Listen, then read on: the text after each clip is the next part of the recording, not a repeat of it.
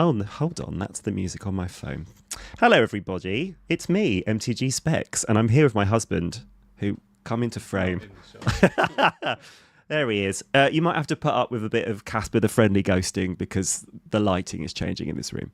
And if you are here and you are in chat, can you let me know that you can hear my voice and see my face before I get into today? And if you can hear the cars driving past, it's very warm in this room. We need the window open. Yeah, just give me an indication if you can hear my voice. We'll sit here. I'll keep talking. Today was a very special day because I received a package. Hold on one second. There is something happening here. We want to turn the night light off. There we go. Right. Today I received a package from Wizards of the Coast, thank you so much, which had some boosters in from Bloomburrow, which I think is the best set since Neon Kamigawa, but I am also sitting next to the premier Bloomburrow fan, basically. You love everything about this set, don't you? Yes, hence why I've bought absolutely everything that I can buy. Can you hear our dog downstairs wondering where we are? Yes. Could you get him? Yes. He's basically Bloomburrow come to life. Yes, well, hopefully you're hearing me. There's only one person in the chat at the moment, and that's fine.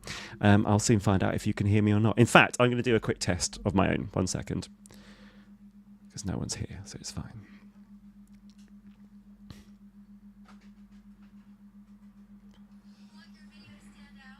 I do. Thank you.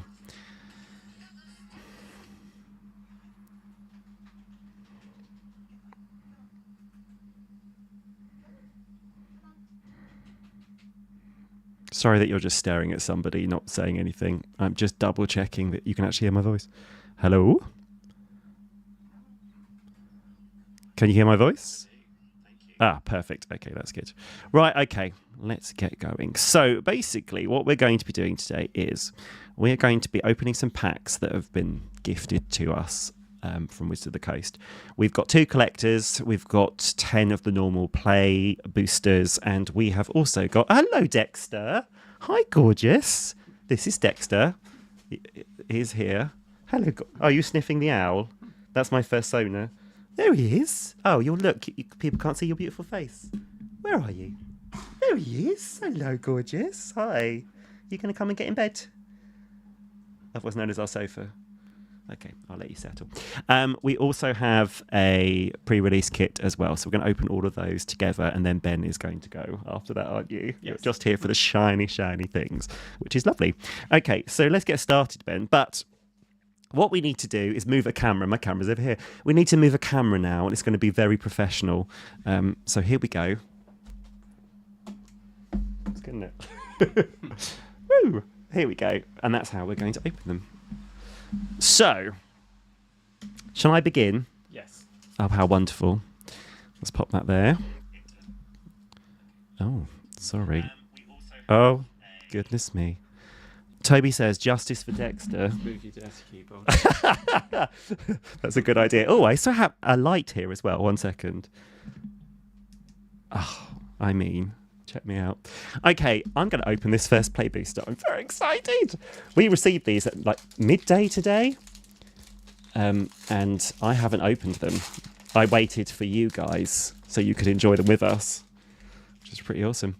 Okay, so I'm going to move the mic forwards a little bit. Here we go. A rough shod duo with expend on, which I said was my favourite mechanic, but it isn't anymore. Okay, fickle. Not fickle. Gifting a tapped fish. I think gift is my favourite mechanic from this. You're not interested in the commons and uncommons. I completely understand that. Do you want to put out his rugs on the floor? We're just getting our dog comfortable. He wants to be near us, but unfortunately my sofa is laden with goodies from Wizards of the Coast, so clearly I've made my choice between my dog and Wizards of the Coast. Sorry, Dex. We have to make him a bed. I'll carry on. Sonar Strike. An early winter. Oh, the art on these is so beautiful. Tree Guard duo. Another duo. I've had a duo here with the rough shod duo. Bellowing Crier. Frog! Love frogs. Veteran Guard Mouse. Heirloom Epic. Mind Whisker. Because it's got whiskers. It's clever. Patchwork Banner. Oh, that's cool. that could go in your new dog deck. Yes. Wonderful. I should give it to George. Okay, so we've got our uncommon Bramble Guard Captain. At the beginning of combat, on your turn, target creature you control gets +X/0 until end of turn, where X is Bramble Guard Captain's power. Whee! Storm Chaser's Talent. When Storm Chaser's Talent enters, create a 1/1 blue and red otter creature token of prowess. When this class becomes level 2, return target instant or sorcery card from your graveyard to your hand. Whenever you cast an instant or sorcery spell, create a 1/1 blue and red otter creature token. Cool. Very cute. Lovely. We'll put that there. Oh, gosh, that is gorgeous. Wonderful. Take out the trash. Excellent. Oh, I like that you can actually announce to someone that you're taking out the trash when you cast this. Lovely. And that. Excellent. Okay, that was the first one. Would you like to open one? I'd love to. Of course you would. Let me pass you one. Here you go. Right, do your best hosting skills. Ben is an international hand model.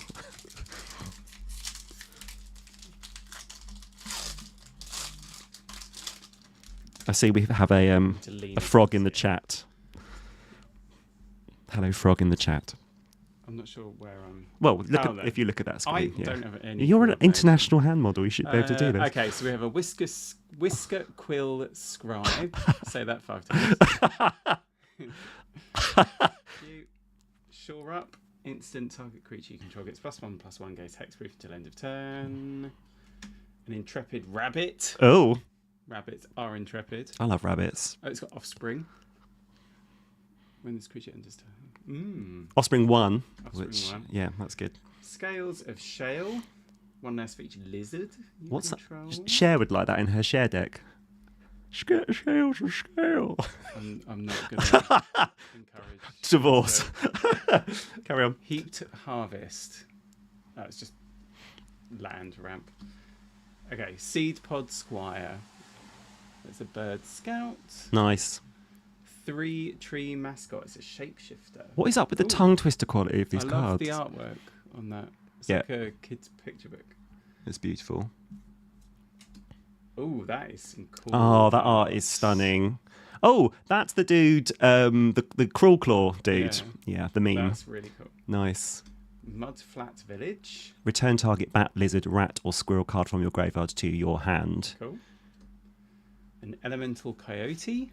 Didn't know coyote was a creature type in this. I think it's one of the bad guys. No, hold on. It's a white card. Well, white can be... They can be bad. A 3-tree scribe, which is a frog druid. Another frog. 3-tree. Way! Hello. So a lot of people are comparing this to Gaia's Cradle, which I don't think is accurate because I think you have to have 4 creatures for it to actually do anything of the same creature type. But I'm still very happy to have it because I want to break it. And then a foil island. The night. Sorry, could you go back to the foil island and model that? Oh, that's nice. Okay, thanks. How do you say this word? Night hall. Nightwell? Nightwell. Nightwell Hermit. The rat rogue. Uh-huh. And then a rat rogue token. Nice. There Just we go. looking at the chat, apparently you are a hand model, but it's for Dame Judi Dench in the Cats feature film.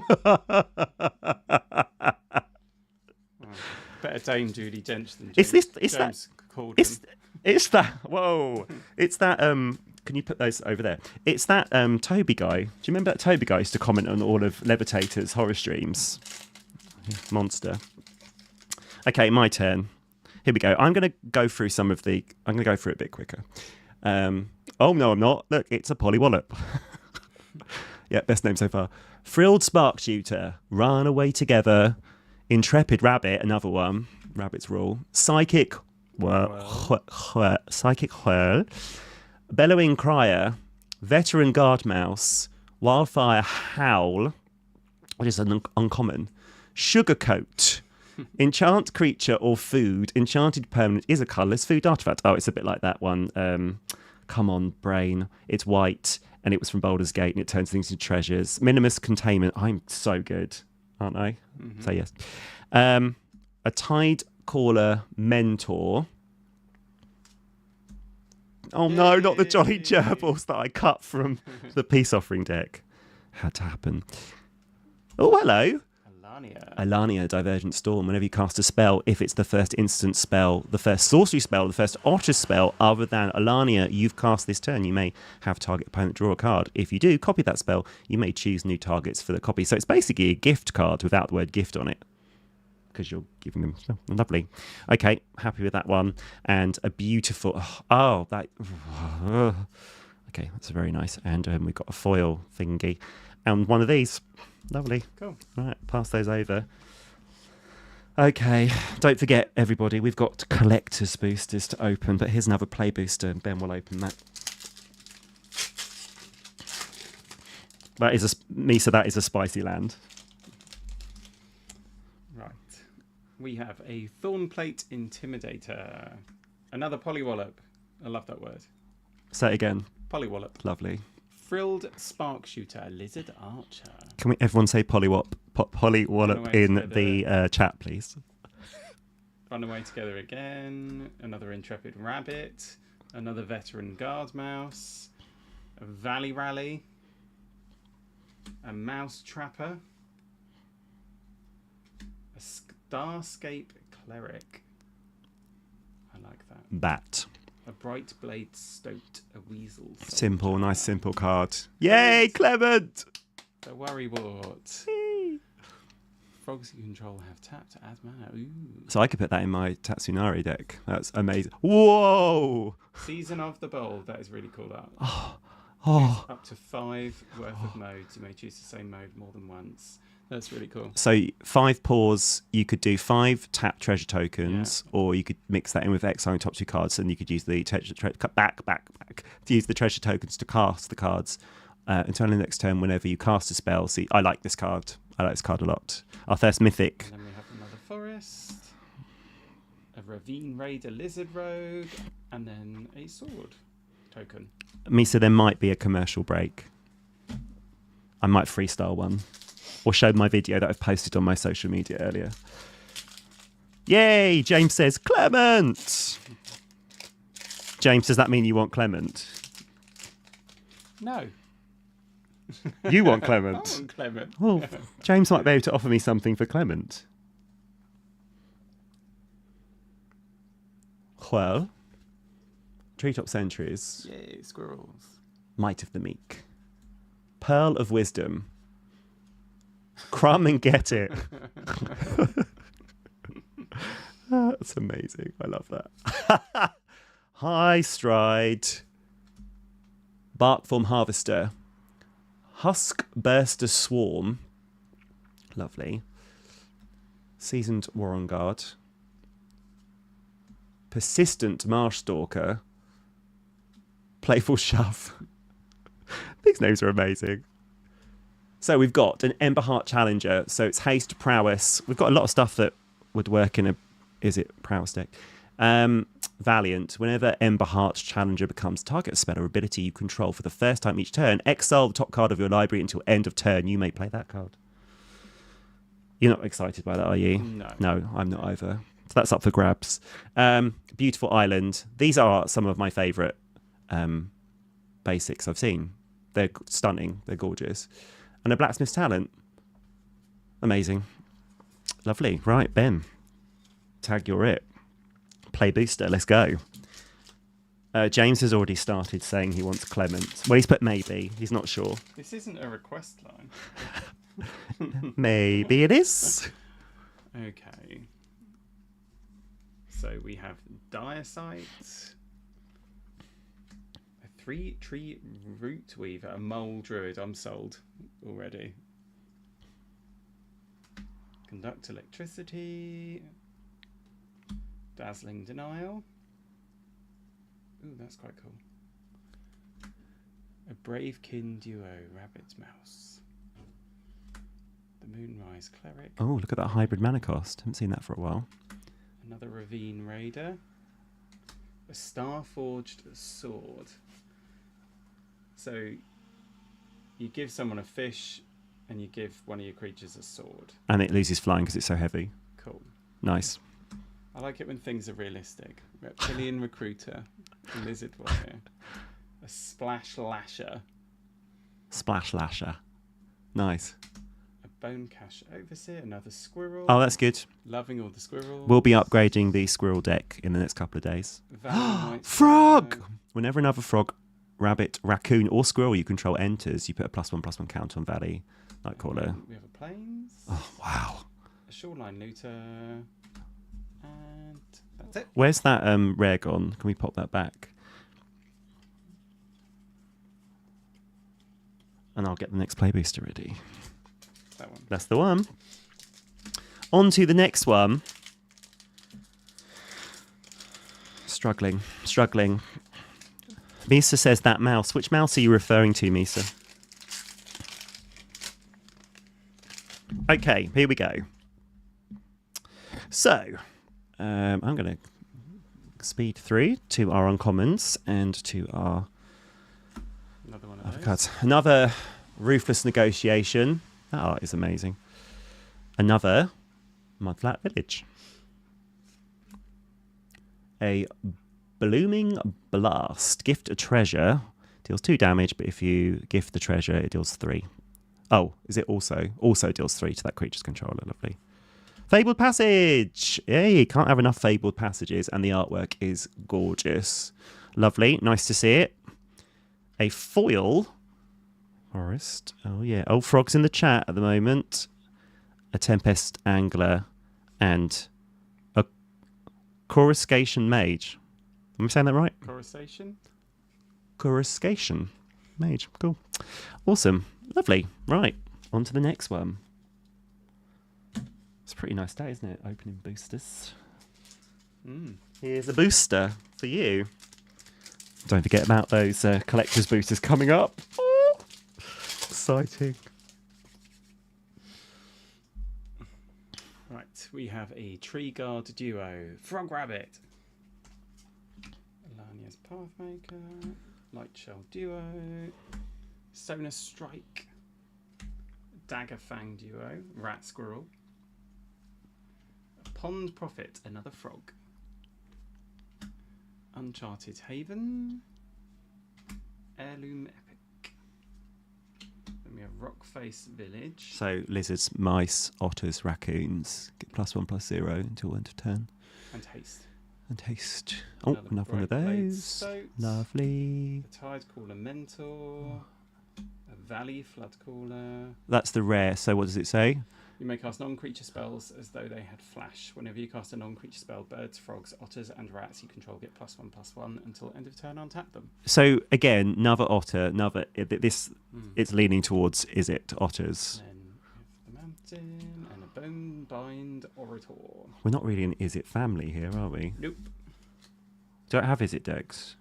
No, I haven't got one. I can feel Louis' presence out there, wanting the Is It card. Misa was referring to the Emberheart Challenger. Well, I don't think either of us are that interested in it, are we? Okay, there we go. It's like a Whatnot stream. People are making their bids for things. We'll talk, Misa, we'll talk. Okay, here we go. So I'm going to just quickly go through these. Okay, another Starforged Sword. Hilarious.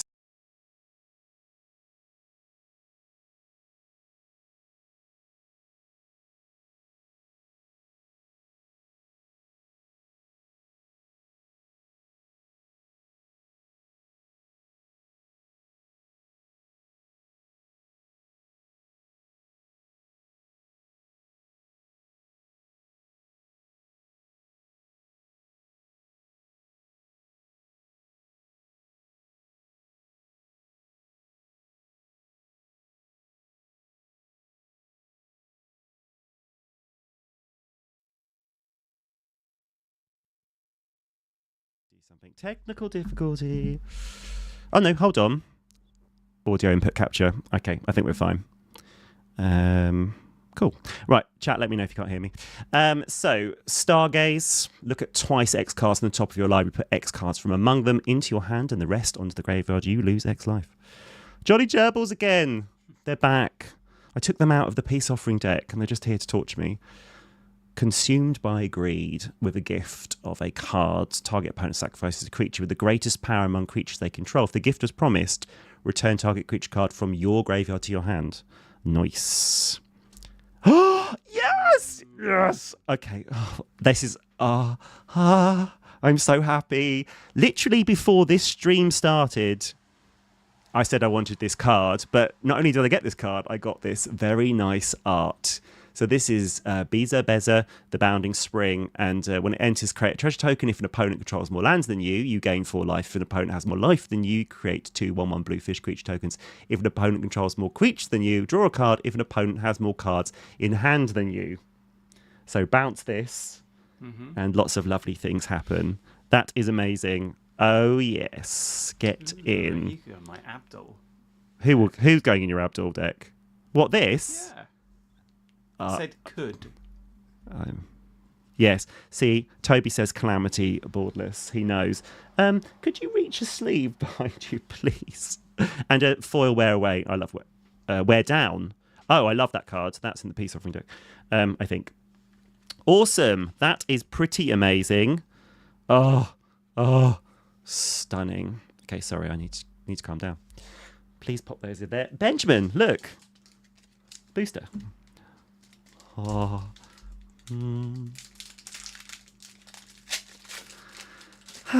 Okay, I'm back.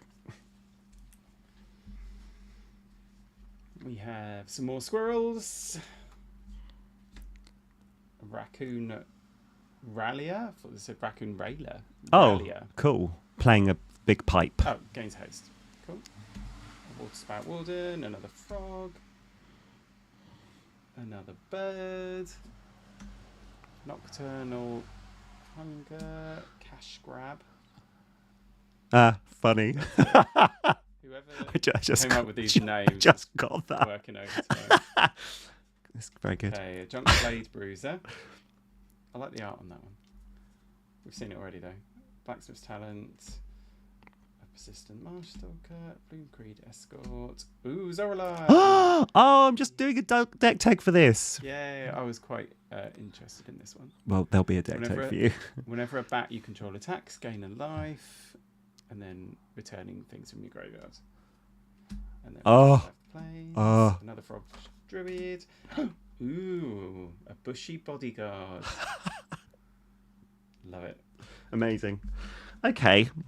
Fantastic. We're now going to move on to the pre-release box, which is here. Lovely. And I'm going to open this in one fluid movement. Nice. Thanks. Okay, let's have a look at the pre-release and see what's in here. What do you get? Box is beautiful. Okay, here's the box. Oh, look at the artwork on this. And there's my favourite character, the frog. Frog obsessed. Open it up. Okay, so we've got a dice. Here's the dice. What is the little symbol on it? If I can find it. Ah, very cute. If George was in the chat, I'd let him have the dice, but he's not, so that's that. Okay, lovely.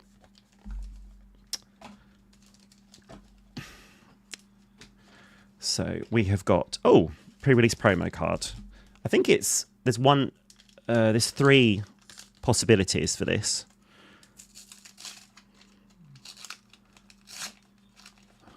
And there's an arena code with it as well. Okay, here we go. So it is, yay, awesome. It is Phineas, Ace Archer. Vigilance Reach. Whenever Phineas attacks, put a +1/+1 counter on each other creature you control. That's a token or a rabbit. Then if creatures you control have total power 10 or greater, draw a card. Nice. Lovely. Okay, so we have got in the pre-release 1, 2, 3, 4, 5, 6. There's 3 for you and 3 for me. Do you want to start? Yeah, should we do this a bit quicker? Yeah, just go through to the uncommons. Yeah. Okay.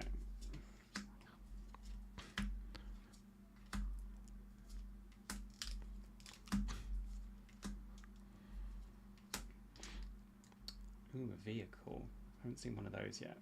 No, didn't know it was in there. Reptilian recruiter. Another 3 trees. Oh, look, another spice. What?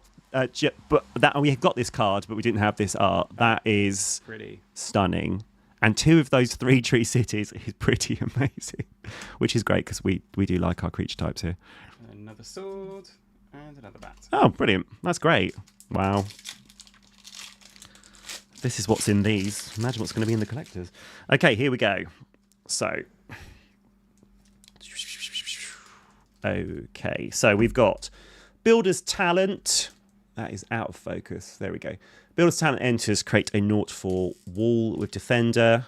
Oh, not another wall. Toby's probably interested in the wall stuff. Whenever one or more non-creature, non-land permanents you control enter, put a +1/+1 counter to target creature you control. When this class becomes level 3, return target non-creature, non-land permanent card from your graveyard to the battlefield. Not terrible. Hazard Root Herbalist. Feed the Cycle. Destroy target creature or planeswalker it's a forage. Heartfire Hero. And our rare is a Byway Barterer. Menace. Whenever you expend 4, you may discard your hand. If you do, draw 2 cards. Lovely. Oh. Okay. Yeah. Yes, Toby, it is. Same season. Oh, had to bring some disappointment into my life.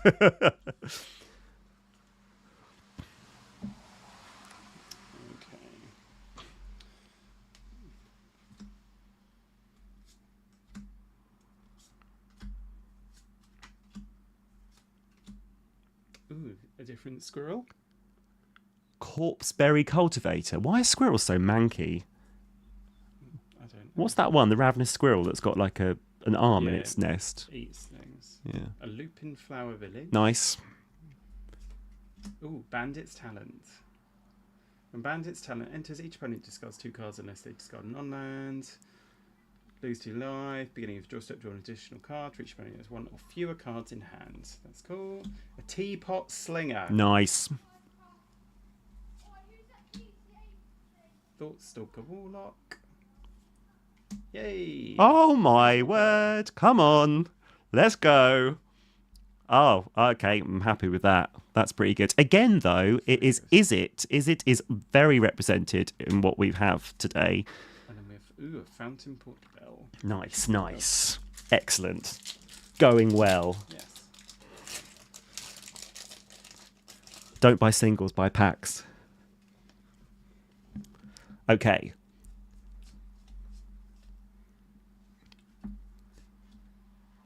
Hoarder's Overflow.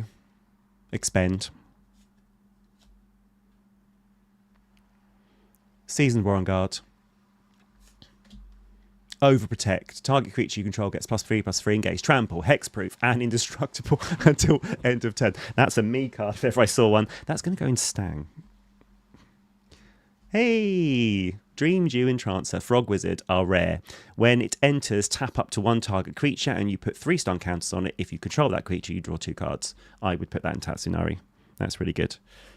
Lovely. Happy with that. And we've got these amazing basics. And then, another rare. That's another frog. Dower Port Mage. Whenever 1 or more other creatures you control leave the battlefield without dying, draw a card because frogs bounce. Yeah. And then 1 and a blue, return another target creature you control to its owner's hand. I like that too. Bloomburrow is really good. I love it.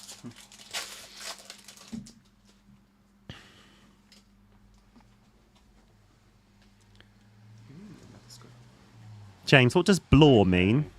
It's a frog. Right, Peach Harvest. Okay, Assault. Don't you know anything? What, blore is a frog? Yeah. I'm sure it is. No, I'm really sure it is. Blore. Another one. Clifftop Lookout. Frog Scout. Nice. Do you drop Cure? I love that card. Yeah, that's really cool. I think that card's amazing. Just to gift a card. What, do you get 2 things back? Yes, 2 creature cards. That's pretty And amazing. 2 or less. Gale and Moose. So we have an Osteomancer Adept, which is a Squirrel Warlock. It's good. Until end of turn, you may cast creature spells from your graveyard by foraging in addition to paying their other costs. Yeah. That's very good. And the foraging, you can just sacrifice the food. That's really good. Cool, I like that. And then a basic. We have another Moonrise Cleric and a different Squirrel token. Amazing. Which I will be keeping. I've got one left. Yours all That's done. So after this, it's the collectors. Okay, so here we go. Bit blurry. Yeah, I know. Sorry, I need to. There you go. So other frogs you control have Ward 1. Okay, nice. And it has Ward 1. Whenever it enters, target creature you control can't be blocked this turn, which is the whole thing with Tatsunari. A frog's not being blocked, so. And he's got a knife in his mouth. Which I love.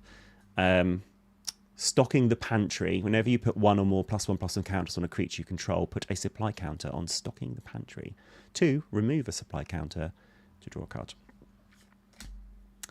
Hazel's Nocturne. Return up to 2 target creature cards from your graveyard to your hand. Each opponent loses 2 life and you gain 2 life. Fireglass Mentor. Lizard Warlock. If the opponent loses life, you can do Impulse 2. Nice. Choose one of them, sorry. Keen-Eyed Curator, Raccoon Scout. As long as there are 4 or more cards types among cards exiled with Keen-Eyed Curator, it gets +4/+1 as trample. Cool. A Beautiful Forest. A Steam Path Charger. And an adorable treasure. Oh, my word. Actually, I saw the artist on Twitter, his inspiration for this. It was very cute. Lovely. We've done really well there. Okay, so, ready? Yes. Are you ready? I'm ready. Would you like to see the first one? Yes. Okay, here we go. Collector's Boosters. Go slow through this. Let everybody One by one. drink it in. Yeah, okay. So we have a foil bat token. We do. Just letting the focus work. Ooh, a Mist Breath Elder. Can we get it in front of the camera a bit more? Is it? I can't. You're going to have to hold it. There. Okay. That That is stunning. gorgeous. What does it do? What does it do? What does it do? What does it do? At the beginning of your upkeep, return another creature you control to its owner's hand, and if you do, put a +1/+1 counter on Mist Breath Elder. Otherwise, you may return Mist Breath Elder to its owner's hand. Lovely. Gilded Goose. That is stunning. Oh, I've pulled a Gilded Goose. When it enters, create a free token. Oh, I'm so lucky. Oh, another one of these. Another Alania. Cool. Ms. Bumbleflower. Yay! I love Miss Bumbleflower. Essence Channelers. Essence Channeler Bat Cleric. As long as you've lost life this turn, Essence Channeler has flying and vigilance. Whenever you gain life, put a +1/+1 counter on Essence Channeler. When it dies, put its counters on target creature you control. Okay. Beautiful. And a plains.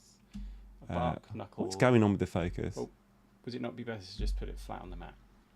I think maybe. No, can't say. The answer to that is no. Sorry, we're not the international hand models we used to be. Bramble Guard Captain. I think we've seen that already, haven't we? We have. Some more. No! Gerbils. Sorry, gerbils. Fell. Nice. Destroy target creature. It's the owl, isn't it?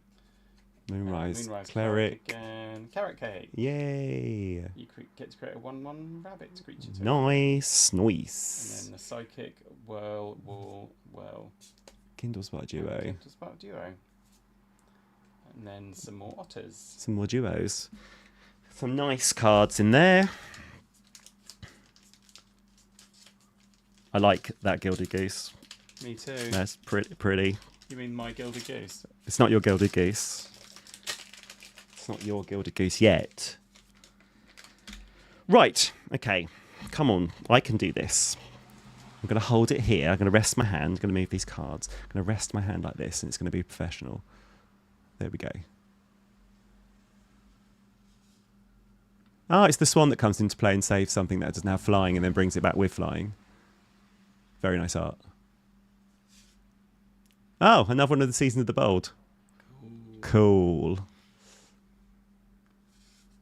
Darkstar Augur.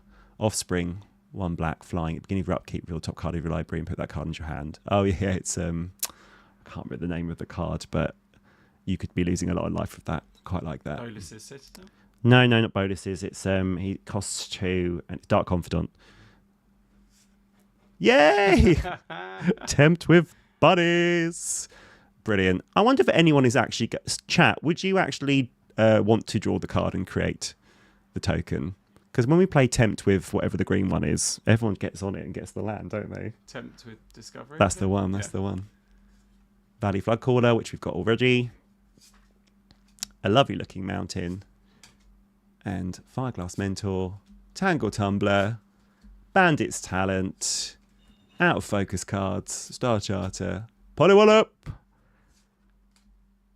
And some other cards. Amazing. Amazing. Oh, shiny. Lovely. That is all of our boosters open. There's a right mess in here now. Lovely. I'm just going to move the camera in a very professional way. Here we go. Hi. Oh, that's right on my nose. Ugh. I can do this. I'm professional.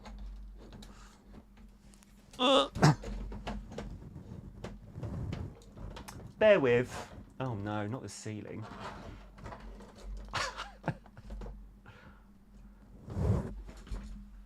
That was flawless. Absolutely flawless. Needs to come up a bit so you can see my face. Hello. Right. Well, that was very exciting.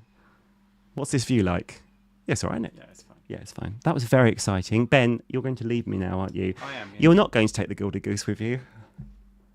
If that's Not what you're yet. if that's what you're planning to do. No, I'm not going to take it now. Wonderful. That was very exciting. We are now going to move on to looking at the Family Matters precon, and we're going to work on upgrading it. I'm very excited by the commander, but I'm less excited by the deck list. So I'm going to work on removing some cards, swapping some cards out to make it better. So I'm just going to move some cards away whilst I talk about this. So basically, my misgivings with this deck is it's Offspring 2. So let's talk about the commander. You can't see the deck, so I'm going to bring that up now.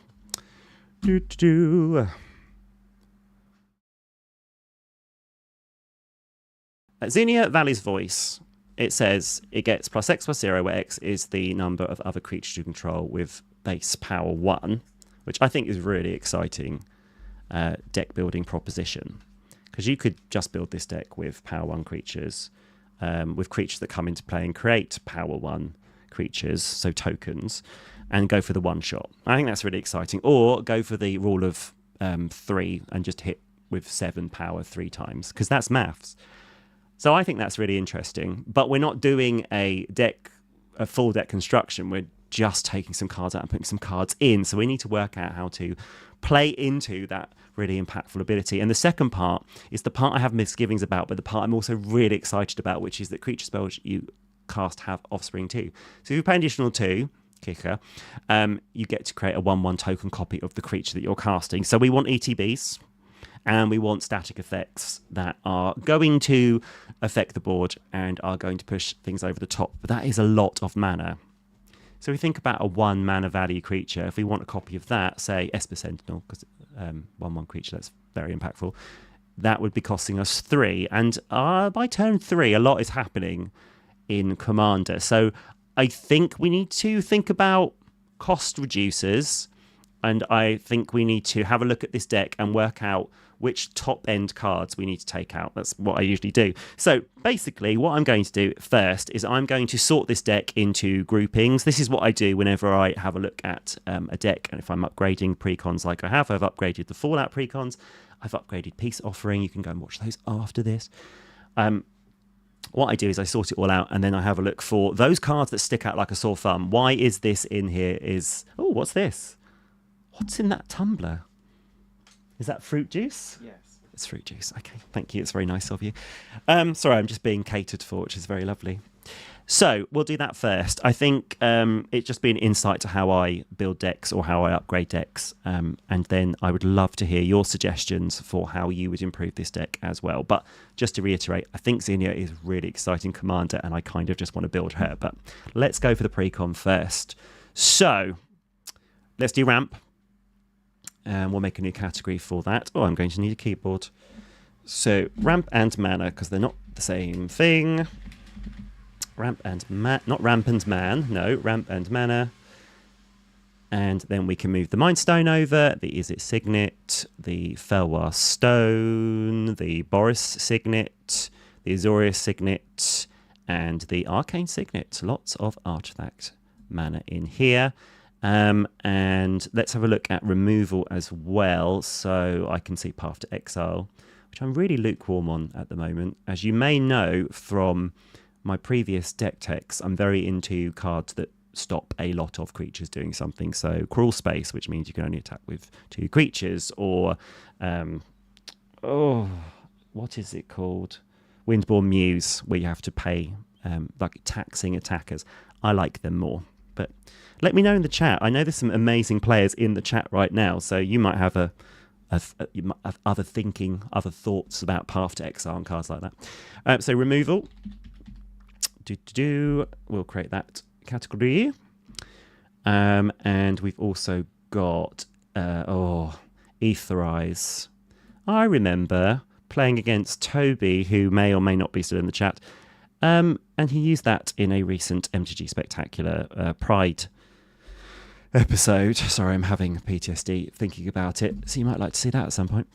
What else have we got? So look, I've got Junkwinder here, and I consider that to be a type of removal, because whenever a token you control, which is what the Offspring tokens, well, Offspring creates tokens, will be tapping things down. Why is Toby coming to my mind again? Because he's used Junkwinder against me. Oh, wow, he's responsible for a lot of my trauma. So I'm putting that in removal, but it does cost 7, but I do think it's really impactful once it's out, and you've got to have a top end in your deck. So we will leave that there at the moment. Rapid hybridization, removal, single target. What else do we have in here? Well, we've got a draw 3 card, so let's start a draw and velocity. Oh, look, he says holla in the chat. Unless you are entering into the chat to say you're going to pay for my therapy bills, I don't want to hear it. Draw and velocity, because I like to group cards that move you forward. So velocity is a term that's been termed by Joey Schultz, so it's not particularly something that I made up myself. Oh, there's more draw there. Draw X cards, then discard a card pull from tomorrow. We'll put that in draw and velocity. I see a time wipe. Oh, I like a time wipe. Board wipe that returns one of your creatures to your hand before. Where's that gone? Where's the sorceries gone? Oh, they're way down here. Hello? Sorceries. Okay, time wipe. Right, I've just spotted the best card for this deck. Oh, right, okay, listen. My janky little brain has already spotted Storm Souls. So it says, return all creature cards from your graveyard to the battlefield. Each of them is a 1/1 spirit with flying in addition to other types. Zania Mill loads of creatures that are 1/1s. No, it doesn't have to be 1/1s because it brings them back as 1/1s. Oh, I like that even more. Mill loads of ETB creatures into the graveyard, cast Storm of Souls, bring them all back as 1/1 spirits. Zinnia is then huge, and you get all these ETBs. Love, love, love, love, love, love. Okay, I'm going to have to build that now. Recursion. Lovely. And what else have we got? Right, so if a card has got different modes on it or different options, I like to go for the most impactful one and put that into that category. So we've got Elspeth Sun's Champion. It can create 3 1/1 white soldiers, which is great, and that's the +1. The -3 is destroy all creatures with power 4 or greater, and you get an emblem with creatures you control, get +2/+2 with flying. We won't worry about the emblem. I'm going to put this in create 1/1s. I think that's the most impactful one here. Not that the board wipe is bad. Create 1/1. Create category. Excellent. We are doing good.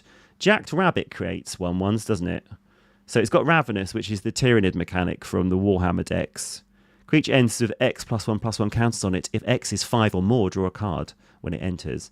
Whenever it attacks, create a number of 1/1 white rabbit creature tokens equal to Jack Rabbit's power. That is amazing and a very funny card. So that goes into create 1/1s. I like that. Also draws us cards. Blade Splicer, I know it well. Comes into play and creates a 3/3 colourless Phyrexian Golem. That is going to go into ETBs. Or enters. We'll just call it enters. We don't ETB anymore. I'm just going to have a sip of this this juice. Oh, it's lovely. Fruity. Okay. Where was I? ETBs. Murmuration is absolutely amazing. And I'm going to be honest with you, vulnerable. I took this out when I was having a look at it earlier, because I did have a little look earlier. And it said birds you control get +1/+1 have vigilance. And I thought to myself, well, why on earth do we want our birds to get +1/+1? Because then they won't have power 1. But Zinnia is base power 1. It's a bit like Sovereign Okonek from Ixalan. When I misread that as well. So base power. So we can put this in, and I think that's really good. I mean, flying wins a lot of matches that I'm involved in.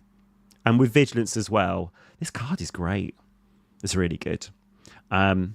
And at the beginning of your end step, this is the reason why it's good. At the beginning of your end step, for each spell you've cast this turn, create a 1/2 bluebird creature token with flying named Stormcrow, which is brilliant because it's a little play on the storm mechanic as well. This is a great card. Where does it go?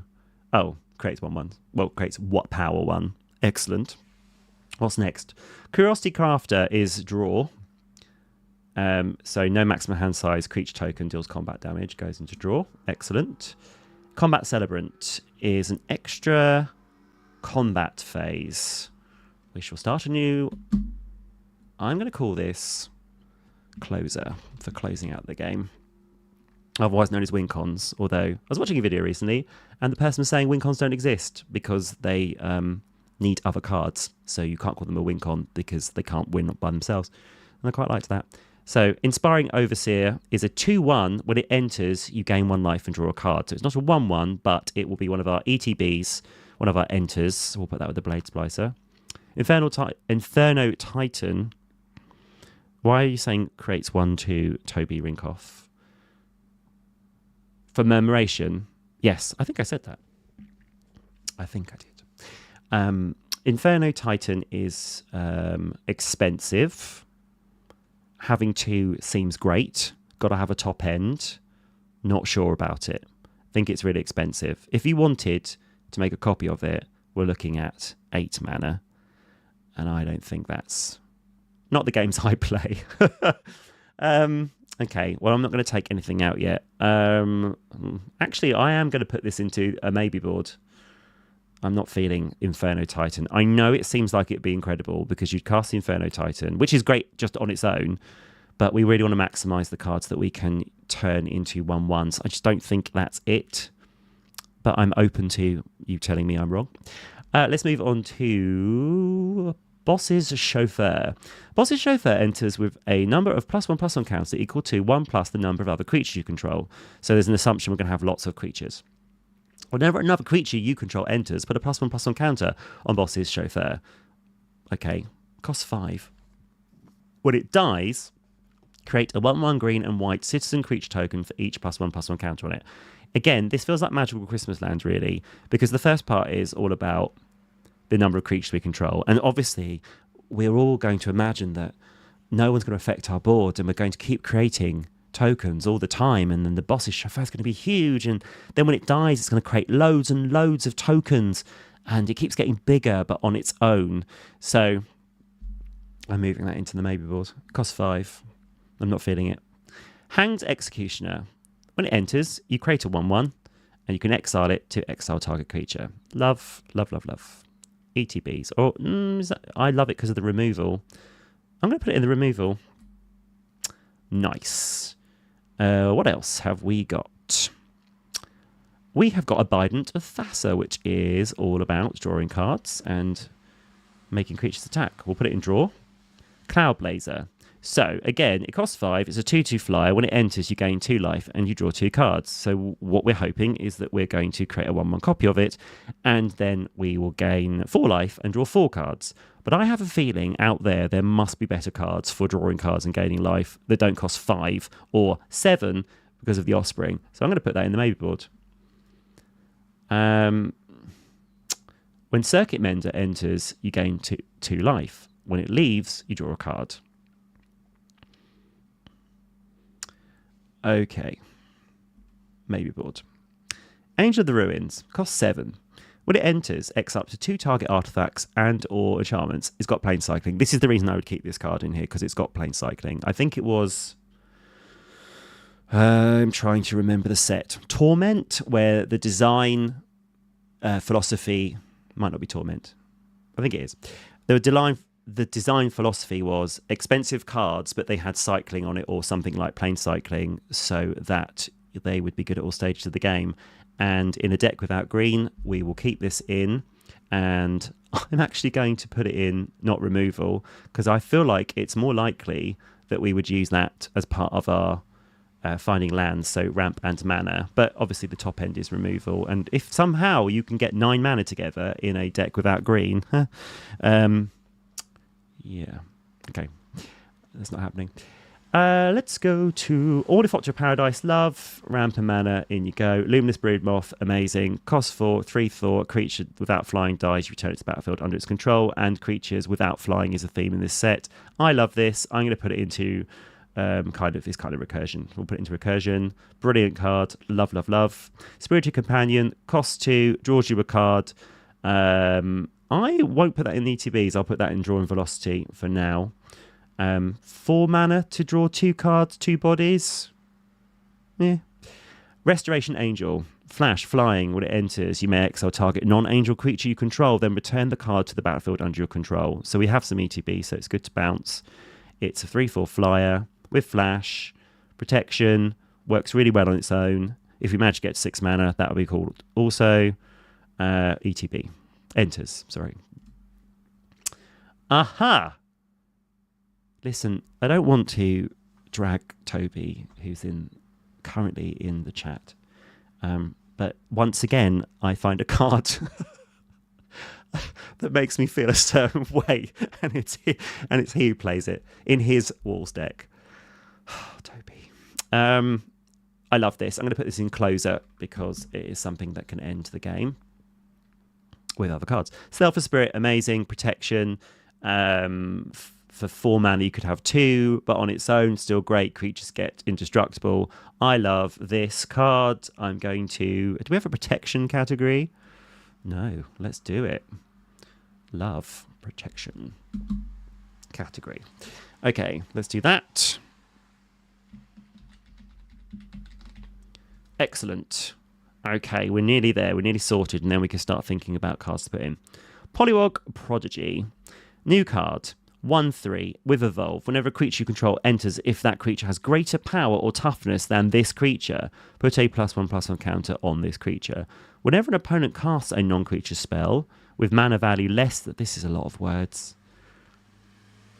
Whenever a creature you control enters, if the creature has greater power or toughness than this creature, put a +1/+1 counter on this creature.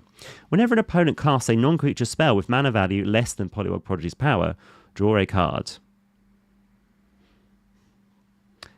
Okay, well, I'm going to pass this over to chat because that's too many words for me right now.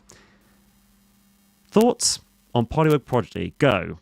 I'll move on to Loyal Warhound. When it enters, if an opponent controls more lands than you, search your library for a basic Plains card. It's a 3/1 for 2, and for 4 mana, if we can get the Offspring cost, we'd get a couple of Plains. I think that is absolutely fine. That can go into the Enters category. Jazal Goldmane. Cost 4, Third Strike, 4/4. Attacking creatures you control get +X/+X till end of turn, where X is the number of attacking creatures. That costs 3 and 2 white. In combination with Tetsuko, that would be pretty amazing, because then we could buff all of these base power 1 creatures. Is that what we want to do?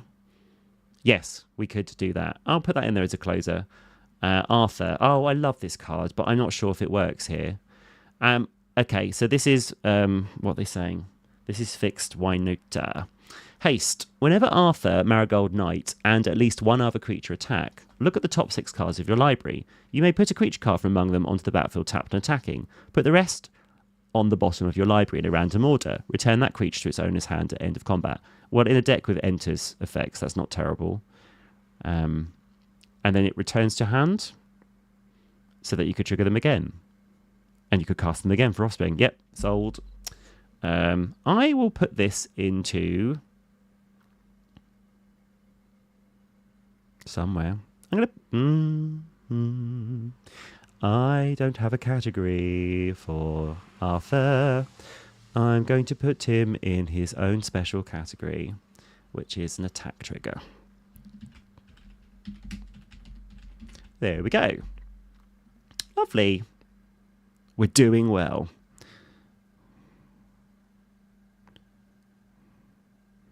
So, Toby's that a no to Polywog? My feeling is it's not for me, but this just takes a village, joint effort. Aether Channeler can create a 1/1 white bird creature, can draw you a card, it's the Swiss Army knife of wizards, and it only costs 3. And for 5, we could do that twice. We put that into the Enters category. That's pretty good. Rapid Augmenter. Haste. Whenever another... This was designed for this deck. And whenever another creature you control with base power 1 enters, it gains haste. Whenever another creature you control enters, if it wasn't cast, put a +1/+1 counter on Rapid Augmenter, and Rapid Augmenter can't be blocked this turn. Feels like Cloud Cuckoo Land that this is going to get big enough to be impactful. And do I like the haste part of it? And it costs 3, and it's a 1/3, and it has haste, and it can be blocked. Ugh, I'm not sure. I'm not feeling that. Am I missing something here? Whenever another creature you control with base power 1 enters, it gains haste until end of turn. So that's built for the Offspring tokens coming into play, so they would get haste. But are we wanting to attack with base power 1? Well, do we want to attack with 1/1s? And then the idea is that we have enough 1/1s coming into play because they're not cast. I'm putting you in the maybe board. Skyclave Apparition is removal. 4/3 for mana value 4 or less permanents. And if we had 5 mana, then we would be able to remove 2 things. I'm going to put it into removal, but we may think of better removal. Agate Instigator. Yes. This is Perforos and Impact Tremors on a body that you can already offspring. So whenever another creature you control enters, this deals 1 damage to each opponent. Again, though, without this deck having a load of token doublers, that's chip damage against 3 other opponents. But I think when we upgrade this, we will be adding some of those token doublers in and triplers. Mondrak. I'm going to put it in closer. Devilish Valet. Oh, he's the doubler guy. So Trample and Haste. He has a base power of 1, so he'll be part of Zinnia's first ability. Whenever another creature you control enters, double Devilish Valet's power until end of turn. Cool. This deck seems to be promising this idea of we are going to have a lot of creatures entering. I can see Siege Gang Commander. I know Elspeth can do 3 1/1s. We're not going to be able to create loads and loads of tokens. It costs a lot to do that. There seems to be a lot of cards that are expecting us to have a lot of creatures entering. I know Murmuration might have a lot of creatures entering, but then that's also based on the amount of spells that we cast. It almost feels like this deck was built so you could put a Dockside in it and then have all the mana because you can offspring the Dockside. I'm not feeling that. I'm going to put this over here. Please tell me if you think I am wrong. What's next? Shield Broker. Cost 5. When Shield Broker enters, put a shield counter on target non-commander creature. Non-commander creature? You don't control. Oh, and you gain control of that creature for long as it has a shield counter on it. Nice. So removal, in a sense, costing 5. Offspring it would be 7. I'm going to put it into our little removal bit, and then we'll see how much we've got once these are all sorted. Thopter Engineer. When it enters, create a 1/1 colourless Thopter. Artifact creature token with flying. Artifact creatures you control have haste. Cool. There's so many cards in this one that seem like... It almost feels like seeds for, look at what Zinnia could be. There's so many different directions we could go in. So here's a Thopter Engineer. Think about the artifact creatures that you could have that you could use offspring with, which is one of the ideas I've had because there's a lot of artifact mana cost reducers. But this is going to affect itself. The tokens aren't artifacts, are they? That would be weird. It costs 3 for a 1/3. But you're getting 2/1. Okay, you're getting 2 out of it. I'll put it into enters, and you could get 4 if you could offspring it. Sun Titan, it's got white and it's a precon, so it has to be in here. I'm going to put it into recursion for now because we needed a few bits more. Moving on to Solemn, classic. And if you paid 6, you'd be able to search for 2 basics, and then you'd get 2 cards if they both died. And that seems expensive, but Solemn is just solid on its own. So we're going to put that in its first, the first ability. Enters. Put it into enters. No, we won't. We'll put it into Ramper Mana because it's specific. Siege Gang Commander, one of my favourite cards. I have this memory of playing it Magic Online. I can't remember the deck, but I think it is such a cool card. And it's especially good in this deck. 3/1/1 red goblin creature tokens, and then you have the option to sacrifice goblin. Again, this would make a really good goblin deck. Zenith is really cool. I just don't know if the deck list is up to the quality of the commander. I want to build Zinnia. I'm not sure. We'll do enters for that. Rose Room Treasurer Alliance. Whenever another creature you control enters, it doesn't say non-token, create a treasure token if this is the first or second time this ability is resolved this turn. Otherwise, you may pay X. When you do, Rose Room Treasurer deals X damage to any target. Okay. I'm going to come back to that one. Just like the Polywog. No, I'm moving the Polywog out. Plum Creed Escort. When it enters, target creature you control gains hexproof until end of turn. It has flash and it costs 2. I like that. And I'll put that with the other protection card, wherever that might be, which is Selfless Spirit. I get this vibe that what we should do is fill this deck with cards that can ramp in these colours in Jeskai. I'm thinking we go for artifact rampers like Gold Mere. There's a Mere cycle of rampers. They're quite cheap. They would be good to double up with Offspring because then we would be able to cast more things. And other cards in white that find us lands or equalise for us. Oh, that card I just drew that I got in the packs. Beza might be quite good for this deck. Anyway, let's go to Illusionary Ambusher. Flash, when it is dealt damage, draw that many cards. It's a 4/1. Why is this in this deck? It costs 5. It's a Rattlesnake card.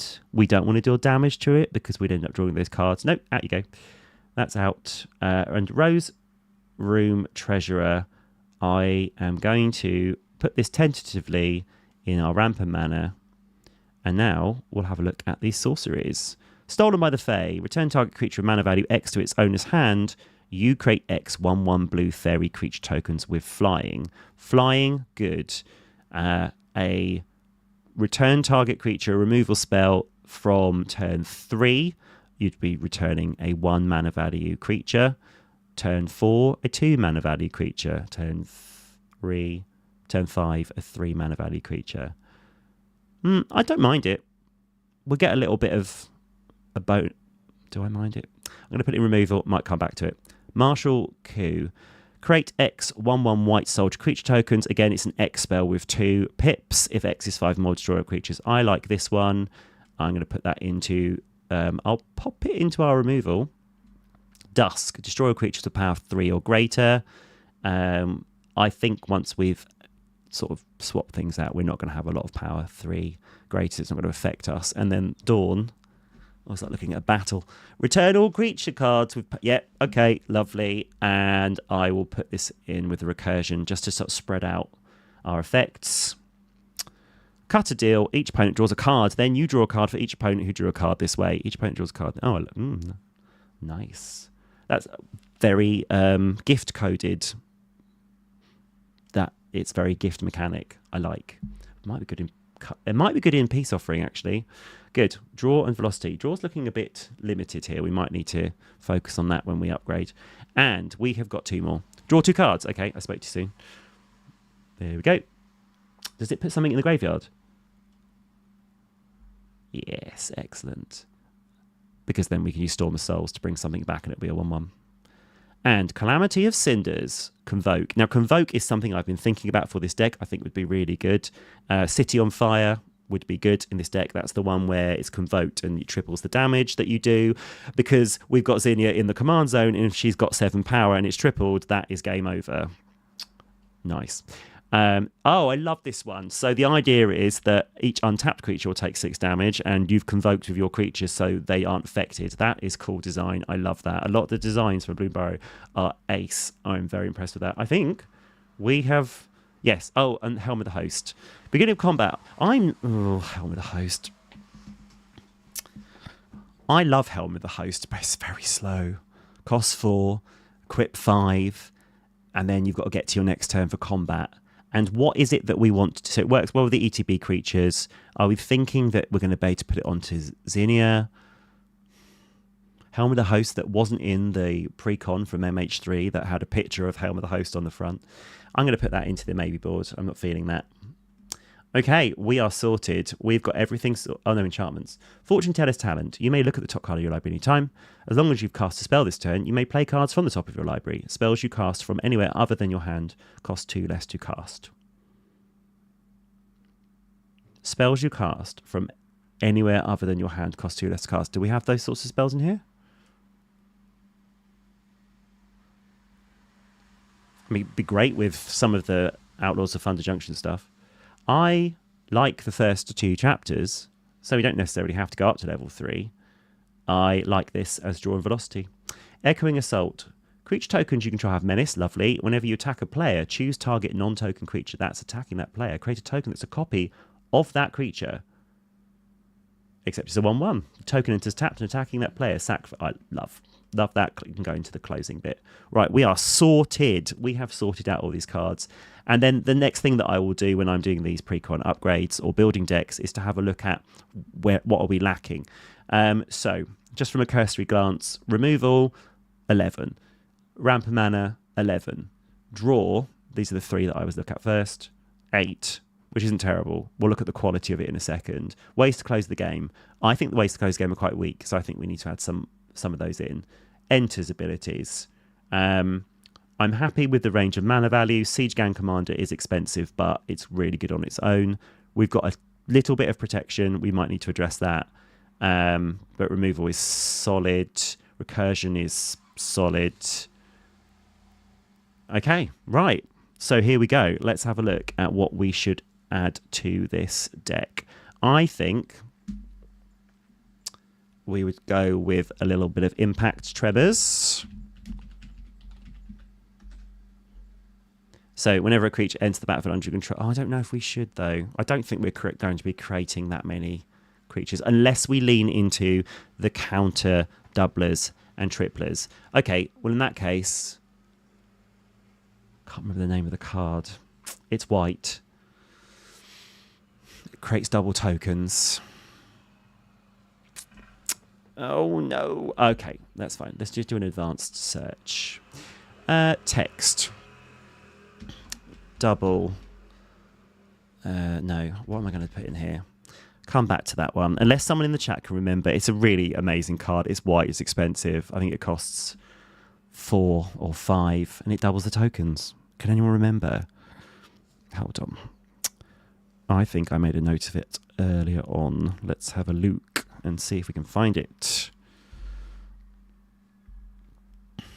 Anointed Procession. Anointed Procession. Excellent. And spelling Anointed Procession. Okay, let's have a look. Am I spelling this wrong? What's wrong with me? Anointed. Is it one N? This isn't helping. My inability to spell has now been captured on the internet for everyone to see. How wonderful. If an effect would create 1 or more tokens under your control, it creates twice that many of those tokens instead. So we offspring something with an ETB and we're getting extra ETB. I think that's pretty solid. Let's drag this into the precon. And we will start a new category, which is doublers. Look, I know I'm not... I know this isn't the most original idea to double tokens, but I think it's really impactful here. So, Anointed Procession, do we put Mondrak in? Do we go down the Mondrak route as well? We can put things in, we can take things out. These are expensive additions to this deck. That says Mindrak. You don't want that, you want Mondrak. Mondrak. Glory Dominus. Right, we'll pop that there as well. Okay, lovely. We might want to do a search on Power 1 creatures in Jeskai colours. Let's do that and see if there's some impactful creatures. So we're going for white, blue, red, and we are going for stats. We want power equal to 1. Here we go. I've made an error there. Oh, I know what I've done. I've put colours. I mean to put commander. Let's start that again. Search for these options. Okay, here we go. So there's 1,824. We're not going to be able to go through all of those. Just having a quick look at the top. No. Okay. Oh, Adorned Pouncer. Why is that good? It's not. Okay, lovely. Let's go back. How can we narrow this down? Okay, so let's do in the text when enters. So that's going to narrow it down. Search for these options. 285 cards now. Excellent. Okay. And then if we sort them by mana value, if we can do that. Lovely.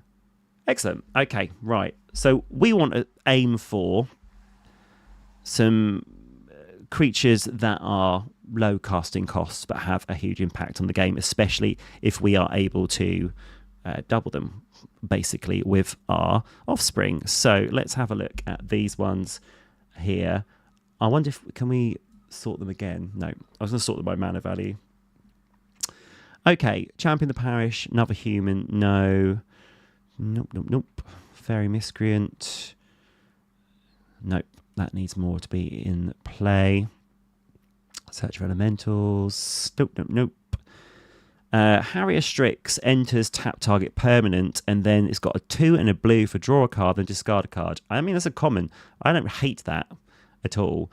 There's an energy card here, which is really good, and I heard somebody was thinking about energy. Hold up. Okay, 1 second. I've just thought, I just got the energy precon. What's her name? I called her Kathy, but that's not her name. Yes, Feigned Mechanist. Gotta be in this deck. Fabricate 1. When this creature enters the battlefield, put a +1/+1 counter or create a 1/1.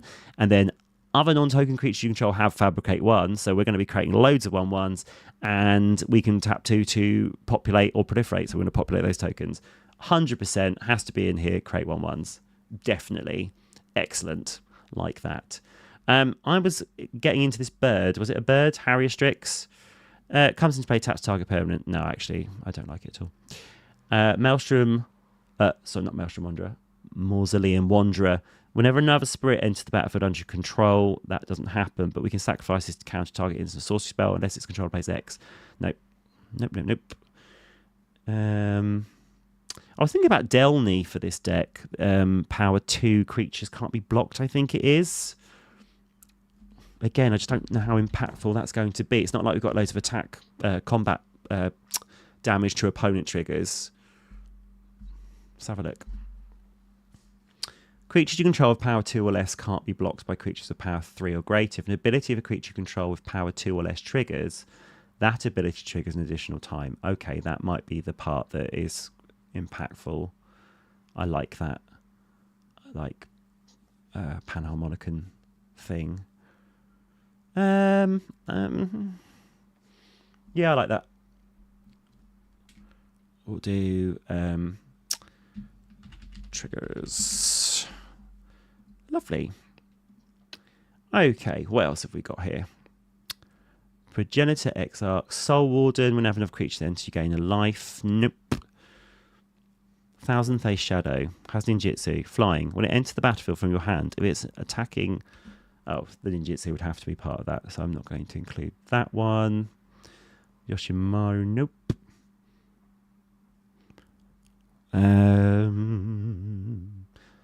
What else? Do we want to put Perforos in? Again, I just don't think we're going to be creating that many tokens. We've put these 2 in, and they're going to create extra tokens, but we might not ever see them. Perforos comes into play. We're able to pay offspring costs. We're doing 2 damage. Okay, it just doesn't feel that impactful. I play against decks where people have gone in on that idea. I'm thinking of one of Aiden in our playgroups decks, which really goes in on the idea of a creature comes into play and it deals damage. So now I'm back and forth on this one, but it's a new card in here. It's got offspring. Okay, we won't touch that at the moment. What else could we pop in? Charming Scoundrel, cost 2. When it enters the battlefield, choose 1. Create a treasure token. Create a wicked roll token. Nope. That's legendary. Dockside. I don't think I can suggest... Well, I mean, you should definitely put Dockside in if you've got a copy of Dockside. Well, maybe not. Maybe you don't want to be that person. Maybe I'm that person. Oh dear, it's like a therapy session. Fibblethip, no, it's legendary. Goblin Engineer, nope.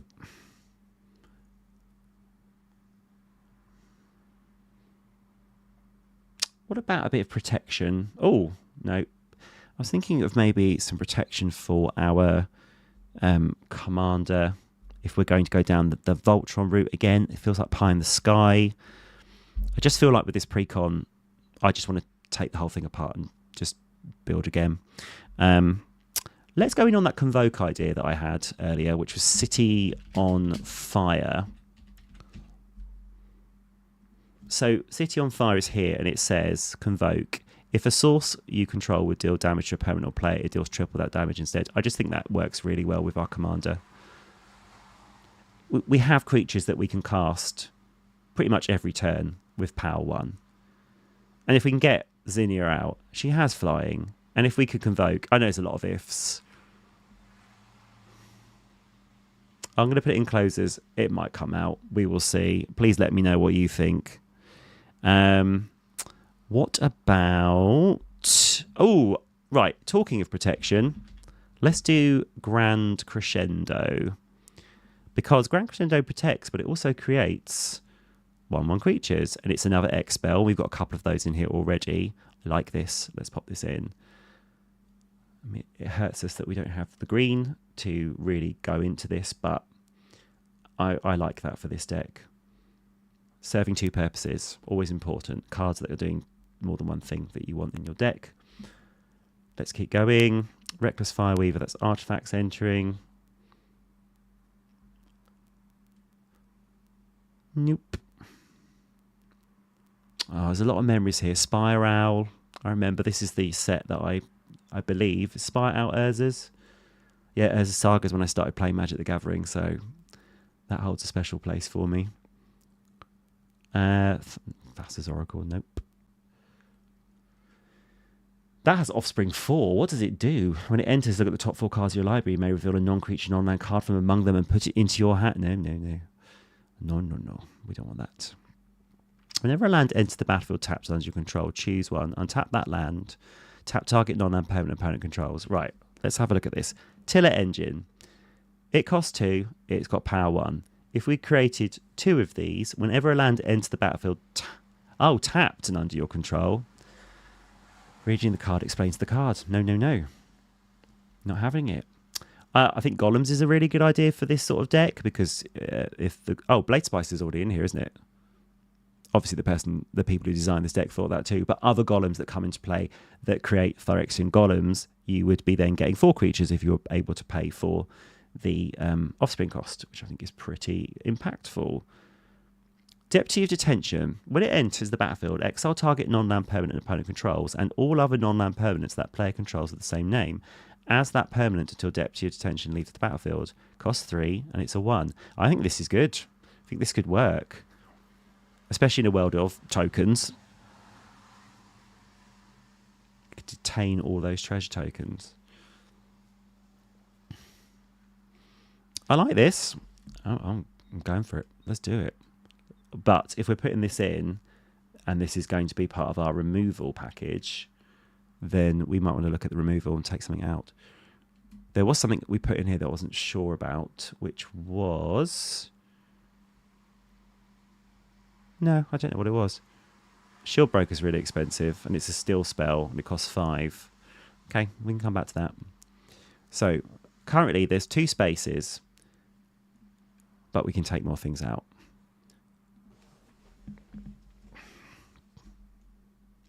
Okay.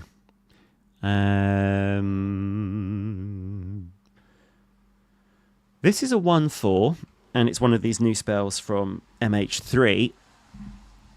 So we could exchange an island for this, and then have access to this. And when it enters the battlefield, you may change the target of instant sorcery spell of a single target to it. I like that. I'm going to do that. I'm not going to address the mana base today, but if there's any temples in it, just change those for basics. Yeah, all 3 are in there. I would do that. I quite like Hydroelectric Specimen. I'm going to have a look for, the islands. There are any...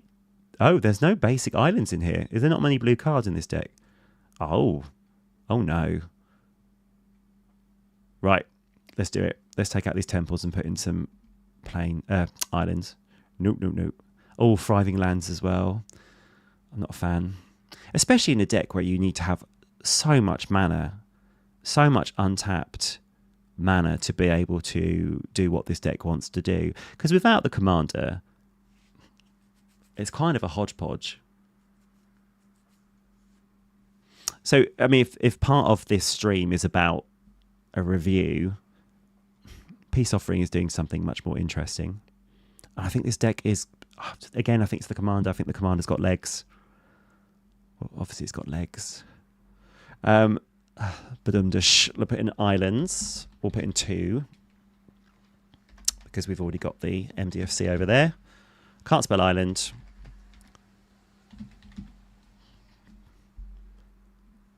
Cool. Right, island's going in.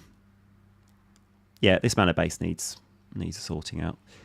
Okay, let's go to Imperial Recruiter. When it enters the battlefield, search your library for a creature card with power 2 or less, reveal it, put it into your hand and then shuffle. So I would like this with these ETB creatures. Are they all power 1 or 2?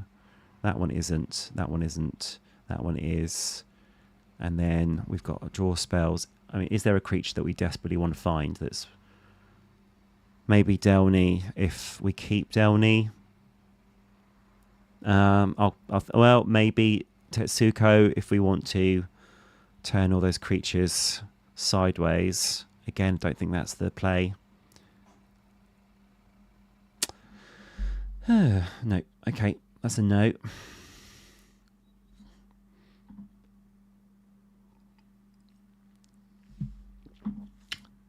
I made a note of a card earlier that I came across that I quite liked. Let's have a look at it. It was called the Horn of Valhalla.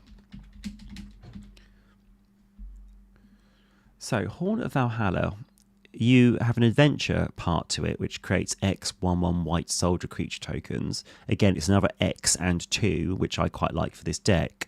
And then it's an equipment that when you equip the creature, it gets ++1 for each creature you control, which we could pop onto our commander, and that would move it closer to that one shot or that 3 lots of 7 that I look for when I'm building Voltron. So I kind of like this too. If I put this in the creates 1/1s, it's not a terrible card. We're on 99 cards. What other things did I note down earlier? Oh, quite like Nadir Kraken for this as well.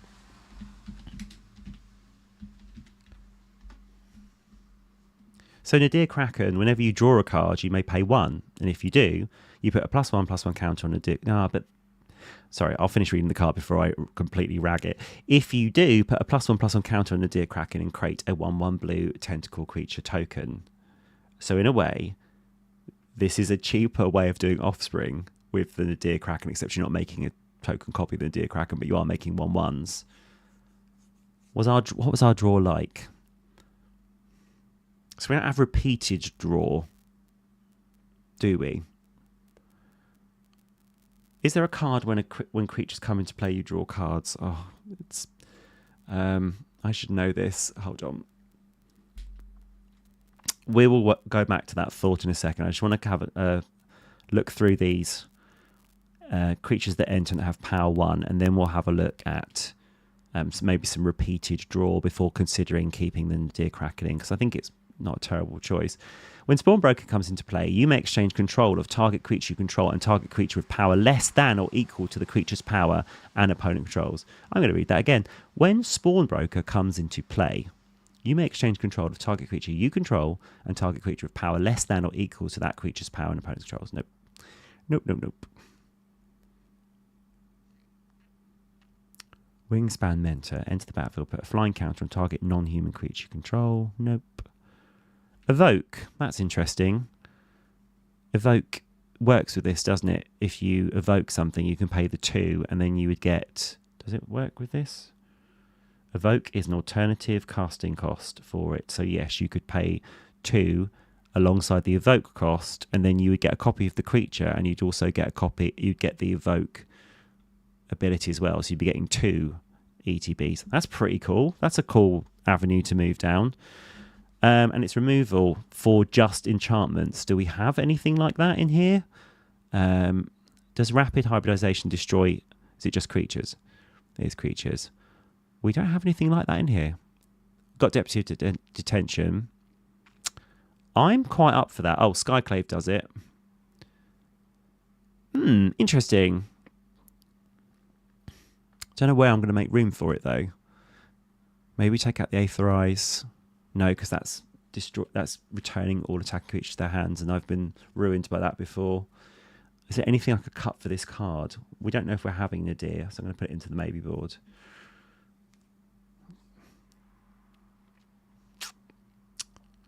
Okay, I'm going to pop it into the maybe board on here. There we go. Pop that in there. I'm just going to check chat, see if you've got any ideas of what we can put into this lovely deck. What are your thoughts?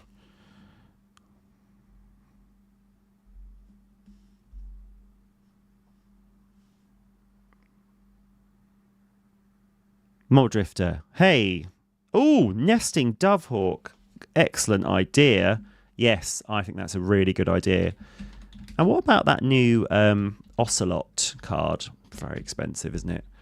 That's doing stuff with tokens as well. I love nesting Dovehawk in here. I'd even put that in the closing part because I've seen that go off in Bernard. That's really cool. Good suggestion. Welcoming Vampire. Oh, that's the one. That's it. Thank you so much. Welcoming. Love this idea. Welcoming Vampire. Yeah, really good idea. Do we then keep in the Nadir? I like the Nadir for this. I'm going to put that in there as well. You're thinking I should take Aether Channeler out?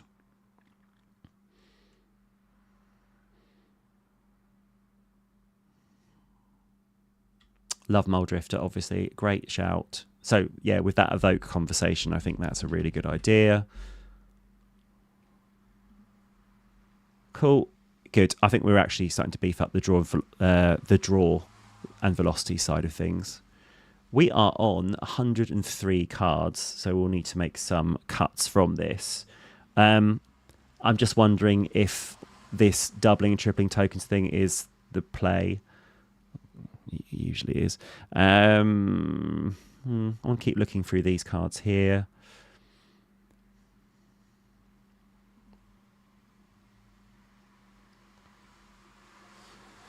Actually, I think we've got what we need. Because what we're trying to do is shore up any weaknesses in the deck, and we've got some really good cards that are helping us with that. We're still representing all the food groups of Commander with our draw now being beefed up. Our ramp and mana is solid. We've got some really interesting ways to create 1/1s. I feel like we're leaning into the one-shot with Zinnia. So I think that's the last thing I want to look at with this deck. I just don't think Offspring, costing 2, and hold up. Cloud Key. Yep. Enter the battlefield, choose artifact, creature, enchantment, instant, or sorcery. Spells you cast the chosen type cost 1 less to cast. He's already in there. Put that into the ramp of mana. Take out Rose Room Treasurer.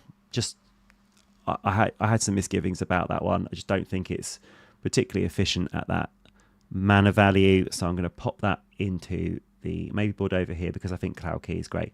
So we should be looking at an advanced search for things costing less. Text. So it would be creature cost less. I don't know if that's going to bring things up. Oh, why have we got green in there?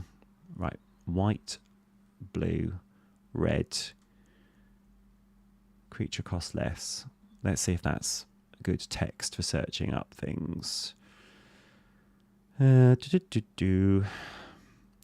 non-creature spells.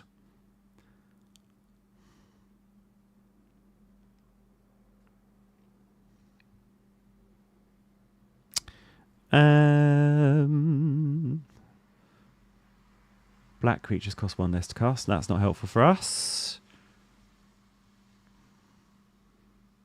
There's the Cloud Key. So this is probably the right text search for this. Equipped creature gets +1/+1 for each creature you control.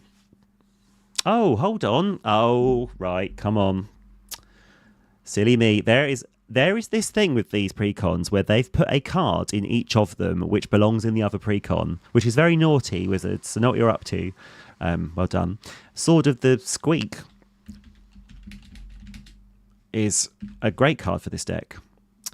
And Sword of the Squeak reads, equipped creature gets +1/+1 for each creature you control with base power or toughness 1. And it's not in this deck, even though base power 1 is part of the whole deck's methodology. Whenever a hamster, mouse, rat, or squirrel you control enters, you may attach Sword of the Squeak to that creature. I think this is great. I think this goes in closer, again, for beefing up the commander. I'm leaning on the Voltron for this. I really am. I think it's great that we can cast these creatures using the Offspring cost. I think that's wonderful. It's really cool. I think it's cool in another deck that's built from the ground up, which I intend to do. I think this is a deck that is getting value incremental value from being able to occasionally trigger offspring, and I think it's the one shot from Zinnia because of the flying. That's my feeling about this deck. That's the direction it would go in. As a precon, it works better with the first ability than the second. I love the commander. Again, I just want to say that again because I'm being quite critical as I go through this, and I'm quite critical when I go through precons. When I was doing Peace Offering, I was quite critical of the sub-theme, the counter theme. That video's on the channel. I definitely think that, yeah, we lean in on that. So Sword of the Squeak works really well in here. And if that's what we're leaning in on, I need to backtrack on some of these offspring enablers, maybe. Right, I'm taking out Delny.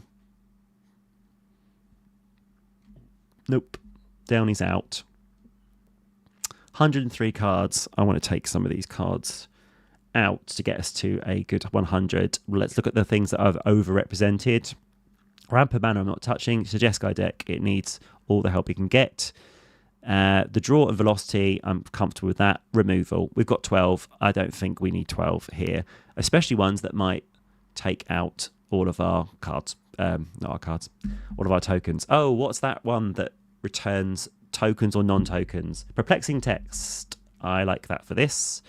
Oh, I like that for this because then we can return the ETB creatures but leave our tokens alone. Nice. Right, Perplexing Test is going in. We're going to take something out. So return all creature tokens to their owner's hands, or return all non-token creatures to their owner's hands. Brilliant for us because then we can recast them. Love that. Put that in. Take out something. That costs 5. So Shield Broker. That's going out. It's just dealing with one thing. Yep, brilliant. That's good. Okay, I'm going to check something on my phone. I made a note for Elemental Mastery earlier. Oh, yeah. That's good in this deck as well. So Elemental Mastery reads, enchant creature, which will enchant our commander, and when you tap it, you create X1/1 red elemental creature tokens with haste. So oh, hold on. Then she's tapped. And they get exiled at the beginning of the next end step, so it's not actually going to benefit her. Could that go on something else? I don't think it's anything that's... There's no, and our power's going to be low. No, okay, out you go, Elemental Mastery. That doesn't work. That's not going to work with our plan. Someone was saying that the other energy commander is quite good here, if you forget the energy part. When it attacks, create a tapped attacking token that's a copy of up to one other target non-token creature you control, so it's triggering the ETBs. You get 2 energy, and at the beginning of the next end step, sacrifice that token unless you pay an amount equal to its mana value. I'm going to put that over here because I don't think that works, but I love that card. I'm still thinking of protection for Zinnia. Mother of Runes, is she a 1? She is. Excellent. Right, I would have her in here because she's a 1 casting. Oh, and we can obviously double her. Right, that's good. Are there any other creatures that do that? With 1 power that protect? I don't think so. Oh, I'm having a thought. Something with lifelink that gives protection when you sacrifice it.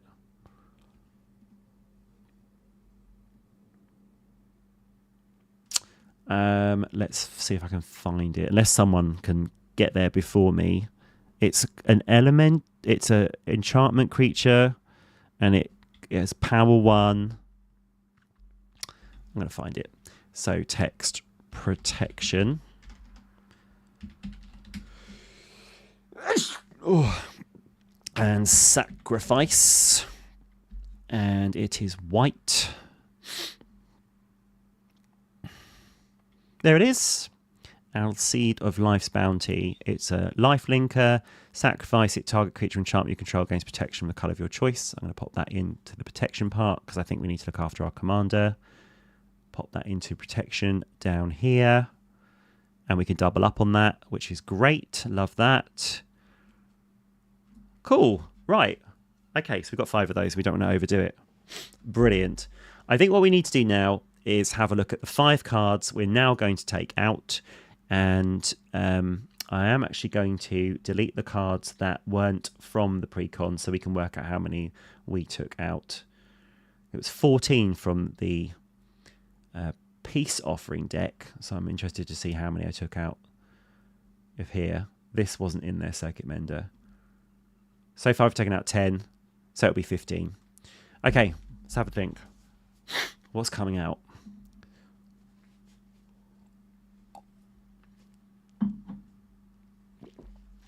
There's 38 lands altogether, including the MDFC. I'm not going to touch those lands. Is it Arthur? I think it's Arthur. Arthur's all on his own. This is another thing I do when I'm looking at decks. If there's something that's on its own, that's basically the sore thumb kind of principle. I think Arthur's really cool. But two things have got to attack, and I don't think that the creatures we have in here... This is a, pack 'em full of Eldrazi situation, I think. Yeah, okay. No, we'll put that in the maybe board. See you later, Arthur. You're cool. Love to build a deck with him. Hello. Dex just moving around. You right, Dex? What are you doing? Oh, I'm very washed out. I look like Casper. So sorry. Can't get the lighting right in here at the moment. Okay, let's have a look. Let's bring this to a close. Angel of Ruins. I liked that because of the plane cycling. But the fact is we've got 10 other things. I've moved in the Cloud Key. That's more impactful. Angel of Ruins comes out. It's too expensive. And the plane cycling against the Cloud Key. Yep, that's out. 3 cards to go. And then we can do a little play test and see how it works out. I will take out... I'm looking at the high mana values. Again, it needs to be quite low. City on Fire, no, we're keeping that as that janky like combat with. Is it the Agate Instigator? Because we said that we don't think the Circuit Mend was in there. Oh no. Okay. Well, it ain't gonna stay in there.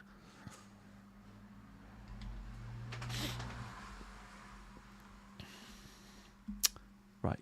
Over here, Circuit Mender. Still 3 cards to go? Still 3 cards to go. Good. Well done for spotting that. Agate Instigator. I think this is controversial, but I want to take it out. I just don't think when you are fighting against 3 opponents with this particular deck, that is that impactful. I love the card. I think it's great. I'm terrified of it in certain decks. That's coming out. 2 to go.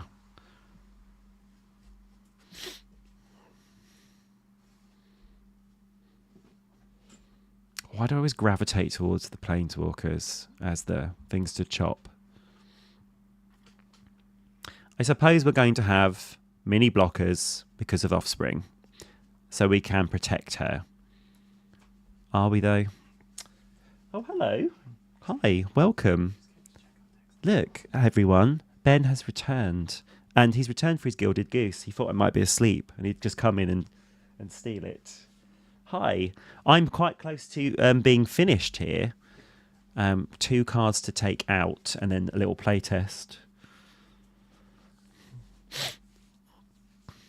But I can't work out what to take out. I think we're going to go for taking out some removal.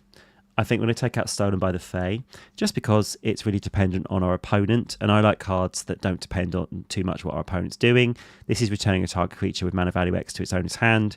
We don't know what we're going to come up against. I'm going to take this out. We've got loads of removal. We don't want too much. And it's just targeted on one thing.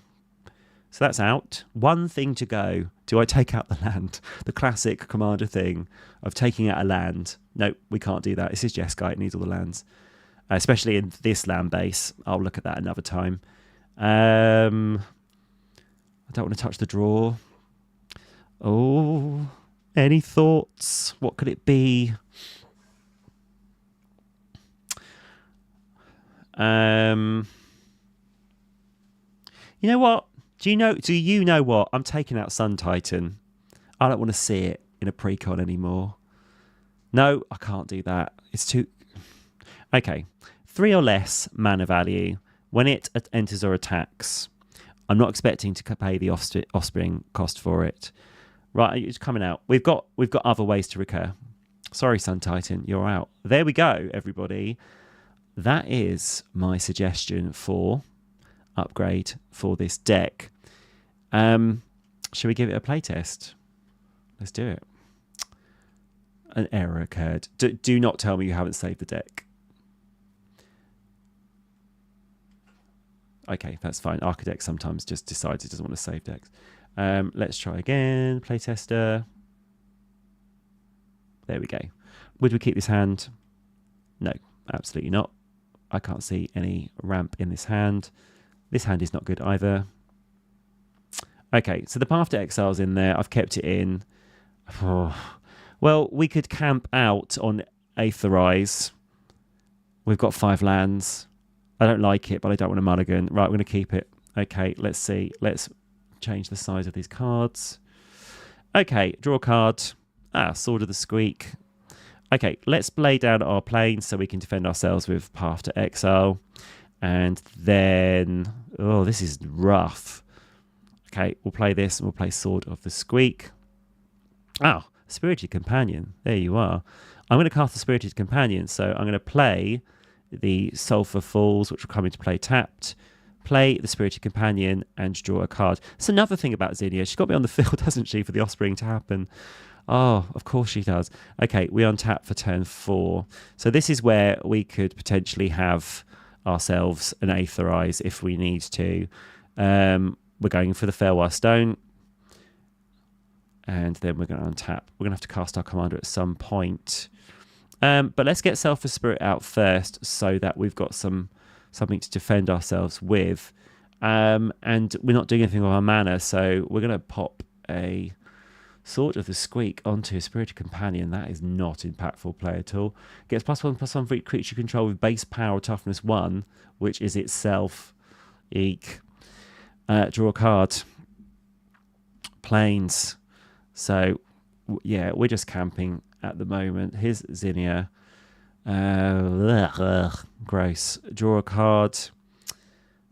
We didn't tap for Zinnia with 3 left. Okay, untap, untap, untap. We've drawn more land. Drawn a lot of land. Rugged Prairie. I'm going to restart. Let's have a new game and see if we get something better. Okay, here we go. So we've got ramp, we've got a Mother of Runes, and an Aether Channeler. This is better. So keep this, draw a card. We'll play our Mother of Runes. Here she is. Then we will go in and get our mountain out, and we've got some ramp there, which is great, and a Mother of Runes that can protect the Ornithopter if we should need it. Do we have blue mana? Not yet, but we are going to not be able to do... Oh, hold on. So this, cast this, tap this, put 2 through there, borrow Signet. Okay, not bad. Untap, draw. We are going to play the planes. We are going to do planes. We add Izzet. We add the red. We cast Zinnia. Zinnia is in play. We have 2 creatures with base power. Is it other creatures? Other creatures, yeah. So she's a 2. Can we do anything else? Yep. Aether Channeler, play a white bird creature.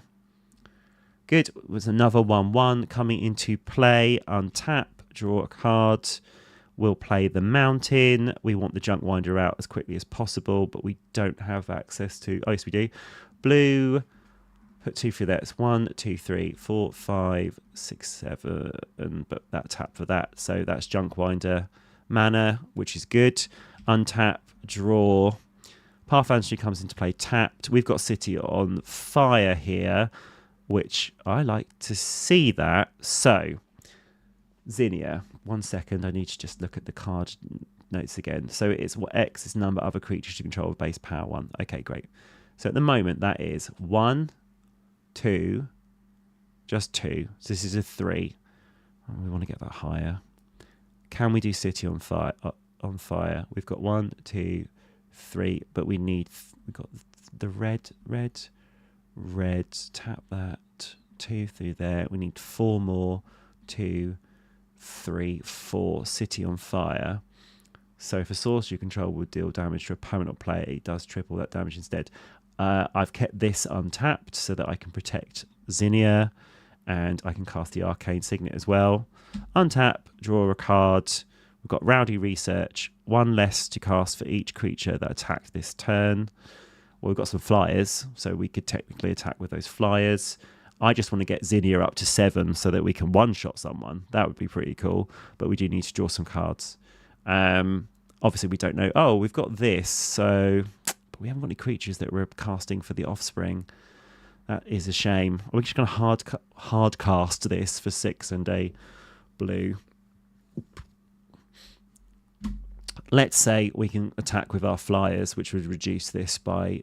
we can attack with this. It's not going to deal combat damage, but it's attacking. So we can do 1, 2, 3, 4. We'll scry. We will put this on the bottom and draw 1, 2, 3. Hey, Caffey's here. Love Caffey. Oh, Echoing Assault. Excellent.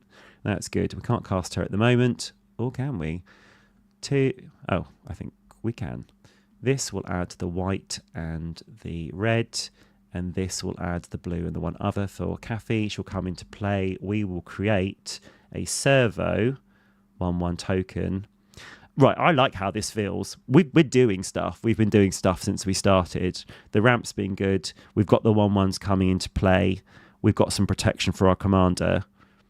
I like how this feels so far.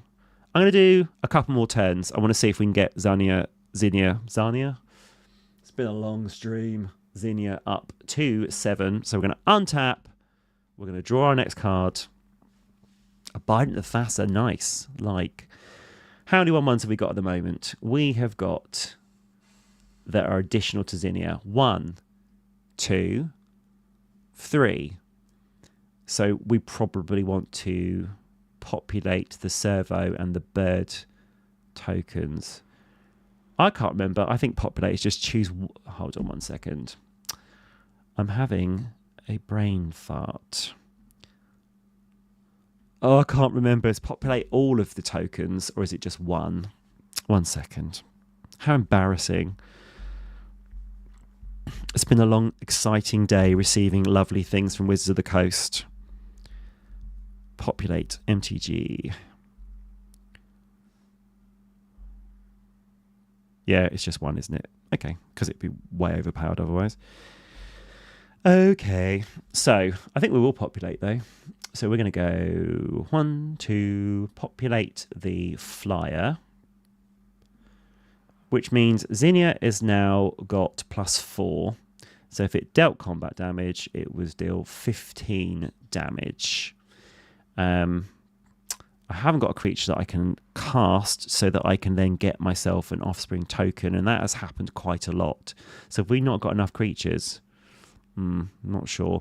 Okay, we're going to do this. We're going to put the mana into those 2 and then 1 other for an Echoing Assault, reminding me that my creature tokens have Menace. Whenever you attack a player, choose target non-token creature that's attacking that player and create a token that's a copy of it.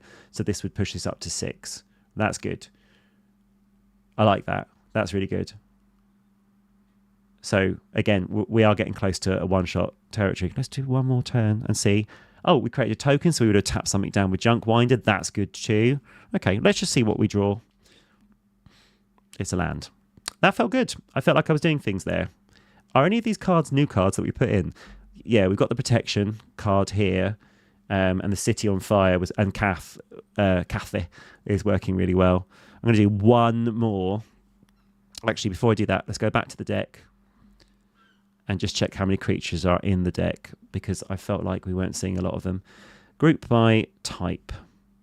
There's 31 creatures. There's more than enough. Okay, one more playtester for the road. And then in a future MTG Spectacular, which is the gameplay series on the channel, I am inviting members of the Cold Room Club, which is... there's 4 of us. We play over at Levitator's channel. She's an amazing horror streamer that you should absolutely check out and subscribe to. Sometimes the 4 of us play together. We played a lot of Phasmophobia. We played a bit of something company, Lethal Company as well. We're getting together to play Magic together, and I'm going to use the precons, and there'll be the upgraded versions of the precons, like what you're seeing here and what I've done with Peace Offering already. Would we keep this? No, we've got one land.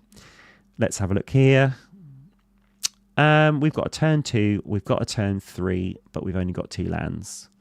So we're going to mulligan. We've now got 3 lands. We've got turn 2s. We've got this. We'll have to keep this. Okay, so we're not doing anything with turn 1, so we're just going to put our Glacial Fortress into play, which would come into play tapped. We're going to draw another card. We are going to play our Darker Wastes and play the Xorius Signet. We are then going to go to turn 3, which is another land. So I won't play a land yet. I'm going to do this. Draw 2 cards. And then I'm going to discard a card. We've got all the lands we could ever need. I'm going to discard Evolving Wilds. Now I'll play Command Tower. Untap for turn 4. On turn 4, we will play this. And we will get our commander out. Is there anything else we can do? Nope. Untap. We are going to play this mountain. And we'll play the Thopter Engineer. And we will play the Offspring cost for the first time. We're going to create a copy. And that means we also get to create 2 Thopters as well.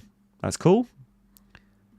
Can only imagine what the other players are doing on turn 5. But this is what we're doing on turn 5. We've got 4 1/1s, which means Zinnia is a 5/3. Not terrible. Then we are going to... Temple. How did that stay in there? Plains. I feel like I would just play this now and pay the Offspring cost, even though we're not redirecting anything. It's a May. We're going to create 1 of these. Then Zinnia is now a 6. Yeah, this is a Voltron deck. 100%. I'm going to go back to the deck and sum up.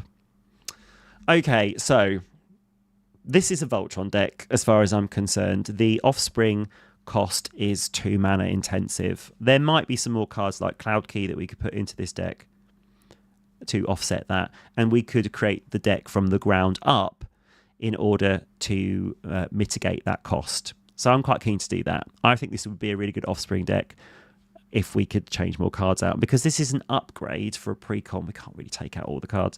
So I might return and do a live stream for Zinnia where we build it from the ground up. But this is not a terrible Voltron deck. We've seen with 2 of those play tests that we get a lot of 1/1s out. I think there's room for Zinnia to be the one-shot king, and maybe some equipment theme in this. I wonder if there's any equipment that is... We could do living. Ooh, I'm having a thought. Living weapon. Doesn't that create... Let's have a look. Living weapon. Nope. You might need to... Oh, no. Sorry. I need to do an advanced text check for that one. Not the name of a card. Living weapon. Does it create germs that are 1/1s?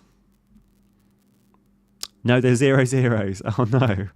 Oh, so sad. I really thought I was on something then. Oh, well.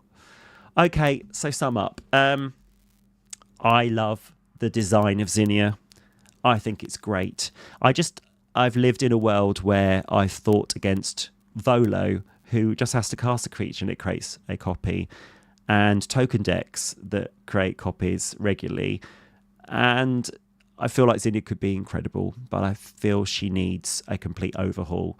In terms of this versus Peace Offering, the 4 commander decks are arriving at our house tomorrow. My partner's bought all 4, and I'm allowed to choose 1 out of the 4. I did get this today, so I'm a very lucky boy. So I've got this here.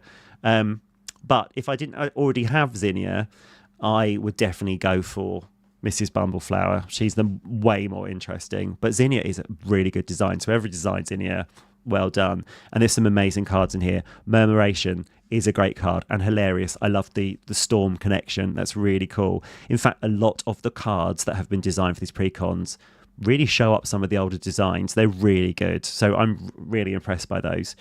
I just think this deck needs more help than just an upgrade. But I love the design of lots of these cards, and I think it will make a great commander in a different deck. And you could go landfall. You could have landfall stuff, and you could have those landfall creatures. Is there landfall outside green? Don't know much about landfall, but you could theme it. I think artifact creatures would be really good. There's loads of ways to reduce that, especially in blue and red. That would be an incredible way to do this. So Zinnia, slam dunk design, amazing, absolutely love. The deck itself is okay. We've had to take out 16 cards and it wasn't really doing a huge amount, but a Voltron commander, potentially, as an upgrade, is the way forward. Well, thank you so much. This has been 2 hours of live streaming. I've been talking for 2 hours. Thank you so much to those who have been here to take part, especially the group at the start when we were enjoying those cards together. Next time I do this, I'm going to work out how I won't look like Casper the Ghost, but don't have the lighting at this point. Thanks again to Wizards for providing these cards today. This is the first time that's happened. It's really validating. And thank you so much. I love this game. I've been playing it for 27 years. So it is the best game ever created. And I mean, look, we got to sit here and look through some cards together, and that was pretty cool. I hope to do this again soon with you. I've got 2 more precon upgrades coming. I don't know if I'm doing it like this or I'm just going to do one of my videos. We will see, but really enjoyed this tonight. And if you enjoyed it, if you enjoyed this humble free content, a like and subscribe would mean the world to me. And go and check out Levitator. She's a great horror streamer. She's really good, really dry sense of humour. If you're terrified of horror games, just watch her play them. She'll put you at ease. She's very cool. And she should hopefully be on the next MTG Spectacular. Right, I'm going to love you and leave you. I need to get some rest after a very exciting day. Thank you so much for joining me today. Come back and see me sometime. Go and watch my other videos. I have been Lee, and this has been MTG Specs. Bye.